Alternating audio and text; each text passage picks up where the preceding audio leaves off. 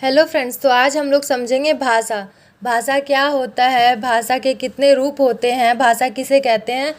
तो आइए हम लोग देखते हैं भाषा किसे कहते हैं। भाषा एक ऐसा साधन है जिससे हम अपने भावों, विचारों और अनुभवों को दूसरों के साथ साझा करते हैं और दूसरों के भावों, विचारों और अनुभवों को समझते हैं।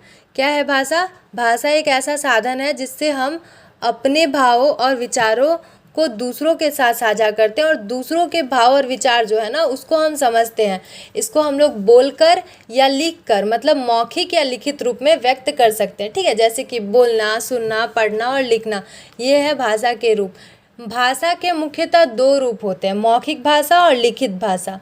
इसके अतिरिक्त कुछ लोग सांकेतिक भाषा को भी भाषा का एक रूप मानते हैं। जैसे हम लोग किसी कक्षा में हैं और इशारा करते कि तुम उठ जाओ, और मतलब बच्चे समझ जाते कि हाँ, हमें इशारा किया गया, वहाँ तो बोला नहीं गया, बस उंगली दिखाया गया कि उठ जाओ, तो वो खड़ा हो जाता है। बाहर जाओ, ऐसे इशारा कर देते बिना बोले, बिना लिखे, तो वो होता है सांकेतिक भाषा। आजकल कहीं कहीं हम लोग दीवारों पे भी देखते हैं कि मार्क किया रहता है, इधर जाना है, उधर जाना है, लेफ़्ट साइड, राइट साइड, ऐसे ये किया रहता है, मार्क किया रहता है। वो क्या है? वही है सांकेतिक रूप। भाषा का सांकेतिक रूप उसे ही कहते हैं।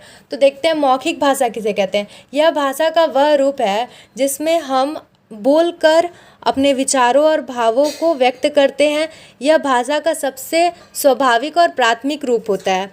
उसके बाद आता है लिखित भाषा। यह भाषा का वह रूप है जिसमें हम लिखकर अपने विचारों और भावों को व्यक्त करते हैं। सांकेतिक भाषा, यह भाषा का एक विशेष रूप है जिसमें हम लोग क्या है, संकेतों के माध्यम से इसका जो है वो प्रयोग करते हैं। इसे सांकेतिक भाषा कहते हैं।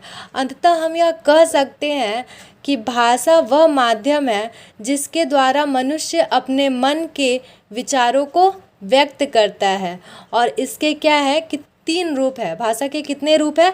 मौखिक भाषा, लिखित भाषा और सांकेतिक भाषा। मौखिक भाषा हो गया जो हम बोलकर समझाते हैं। लिखित भाषा वह हो जाएगा जिसमें हम लिखकर कुछ बताते हैं।